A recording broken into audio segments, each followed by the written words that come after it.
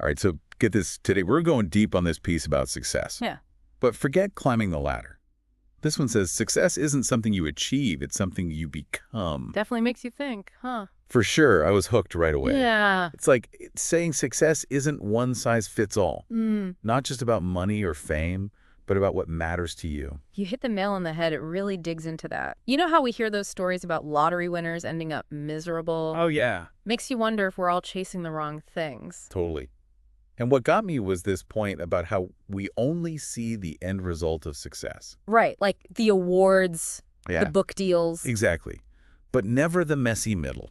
Like everyone's selling the get-rich-quick scheme for success. Yeah. But nobody talks about the grind, the setbacks, the times you just want to quit. And yet, And yet the source says those struggles, that's where the real transformation is. They even use this metaphor about a caterpillar and a butterfly. okay, I have to admit, at first I was like, ugh, another butterfly metaphor. But the way they break it down, it actually clicked. They talk about how the caterpillar literally digests itself, breaks down to create something new. It's not just a pretty change. Right. It's like self-destruction and rebuilding all at once. Exactly. Yeah. And they connect that to how achieving any big goal requires us to let go of old stuff, beliefs, even parts of ourselves that don't work anymore. You got it. It can be scary. But it's how we grow. Okay, so how do we do that? How do we become the human version of a self-digesting caterpillar? Because that sounds intense. Well, the source lays out 3 payments for success. Uh-huh. And spoiler alert, it's not about cash or connections. Okay. It's about changing your mindset and taking action. All right, I'm all in. What's the first payment then? First, you got to have a crystal clear goal and a burning desire to hit it. The source calls it a burning desire. It's that deep down yearning that fuels you and keeps you going when things get tough. But how do you even find that burning desire? Is it like a mystical flame that just appears, or do you have to work on it? That's the question, isn't it? And the source gives some cool techniques for cultivating that desire. They talk about visualization, like really picturing yourself achieving your goal and using affirmations to reprogram your mind. I've tried visualization, but I get stuck on the believing it part. Like, if I can't even picture myself running a marathon, how am I supposed to think it's possible? That's a common one. The source says start small. Visualize those smaller steps toward the big goal. Each win builds momentum and you start believing in yourself more. Like building a muscle, the more you use it, the stronger it gets. Exactly. Okay, that makes sense. So we've got our burning desire going strong. What's the second payment on this success journey? The second one is all about investing our most valuable resource, time. The source says success isn't instant. It's a process that happens over time. It's like everyone wants the instant gratification. But the source is saying real success is more like slow cooking a stew. It takes time, patience, and consistent effort. You got it. And that's where things get real. The source doesn't just tell you to use your time wisely. They give you actual strategies for prioritizing tasks, ditching distractions, and creating a schedule that works for your goals. Now we're talking. I'm all about that actionable advice. Yeah. I'm guessing this involves a lot less Netflix and a lot Yeah. more, well, whatever it is you need to do to reach your goal. You know it. Speaking of which, I'm dying to know what that third payment is. What else do we got to pay to unlock this whole success thing? This one might surprise you. It's open-mindedness and flexibility. Wait, seriously. So I need a clear goal, manage my time, like a pro A&D, be willing to change my mind. Yeah. That sounds kind of backward. I know, right? Yeah. But the source makes a good argument. They use this Yoruba proverb that stuck with me. No one road leads to the marketplace. Okay, I love a good proverb. But what does that have to do with success? Is it saying there's no right or wrong way to do things? It's deeper than that. It means knowing there will be twists and turns, unexpected detours, maybe even roadblocks along the way. Being open-minded means being ready to adjust, consider different views, and embrace the unknown. So it's not about rigidly sticking to a plan, but about adapting and seeing challenges as chances to learn and grow. You nailed it. The source says success isn't so much about following a set formula. It's about building the right mindset, developing the qualities that help you navigate the journey with resilience, creativity, and a willingness to learn and evolve. Makes sense. But there's still this one thing I'm trying to get my head around, the whole idea of becoming success rather than achieving it. We're about to get to the heart of it. The source really stresses that the real goal isn't just checking off boxes. It's about becoming the best version of yourself. Okay, but what does that even mean? How do you become the best version of yourself? Is there like a step-by-step guide? That's the million-dollar question. And that's where we'll pick up in part 2 of our deep dive. We'll break down what it means to embody success and how growing your best traits can actually attract the opportunities you want. Stay tuned. Welcome back. So last time my mind was blown. I'm starting to see success in a whole new way. It's not so much about what you achieve, but who you become on the journey. It's a real game changer. And as we go deeper into this source, it gets even clearer becoming the best version of yourself. It's not just some fluffy idea, it's like the foundation of success. Okay, so let's unpack that. We talked about those 3 payments for success. A burning desire, using time wisely, and open-mindedness. How do those connect to this whole becoming success thing? All right, so let's go back to that first payment. Having that crystal clear goal and a burning desire to reach it. The source is saying when your goals really match your values and who you are, that desire, it just burns brighter. It's not about chasing what other people think success is. It's about what lights your fire. I get that. I've totally felt the difference between should goals and those hell yes goals. You know, when it's something you truly care about, the effort feels totally different. For sure. It's like you're plugged into something bigger than yourself. Right. And that drive, that's what fuels you to keep going through the tough stuff. You got it. Yeah. It's not about being blindly optimistic. It's about deeply believing in yourself and your ability to handle the challenges that come up. Makes sense. So if payment number 1 is about aligning our goals with who we really are, what about payment 2, using our time wisely? Well, think of it this way. What if we see our time as an investment in our growth and transformation?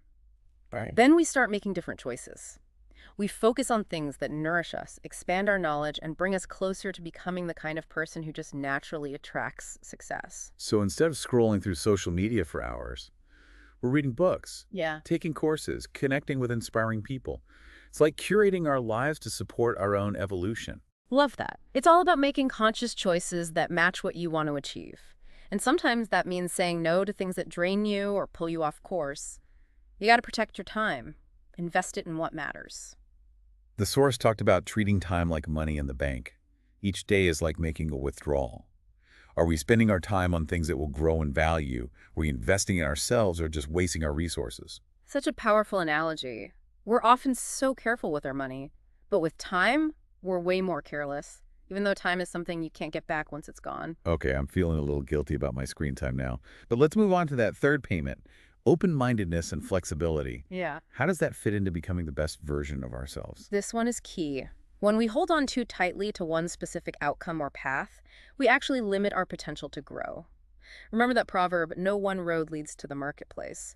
It's about realizing there are tons of paths to success and being willing to embrace the unknown. So it's not about giving up on your goals. It's about being open to detours and unexpected opportunities that might even lead you somewhere better than you planned. Exactly. And being flexible means being willing to adjust your approach, learn from mistakes, and roll with the punches. It's about having a growth mindset where you see challenges as chances to learn and be innovative. It's like letting go of the reins a little and trusting that the universe has a plan, even if it's not the exact plan you had in mind. I like that. And the source suggests that by always choosing to act from our best qualities, kindness, courage, perseverance, creativity, we align ourselves with that universal flow. It's like we're creating our reality with the universe instead of forcing things to happen. Yeah, We're becoming the kind of person who naturally attracts opportunities, resources, and connections that help us grow. exactly. And in that process of co-creation, we find the real heart of success. It's not a destination, but a journey of evolving and expanding. So we've talked about aligning our goals, using our time wisely, and being open to new possibilities. But how do we actually become the best version of ourselves? Is there a formula for that? That's the million-dollar question. And while there's no single answer, the source has some really cool insights about how we can develop our best traits and tap into our full potential. Okay, so we're back. And the big question, how do we actually become the best version of ourselves? I'm ready for some serious self-improvement tips. Well, the source doesn't give us a step-by-step guide, but it does offer some pretty deep ideas. It says that when we choose to act from our best qualities all the time, amazing things start to happen. All right, lay it on me. What's the first amazing thing? The source says we start to understand ourselves better, like we see our strengths and weaknesses more clearly.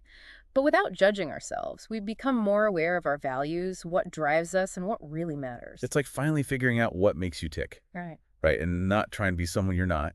Exactly. And as we get to know ourselves better, we also start to embrace all the different sides of ourselves. The silly, the serious, the ambitious, the goofy.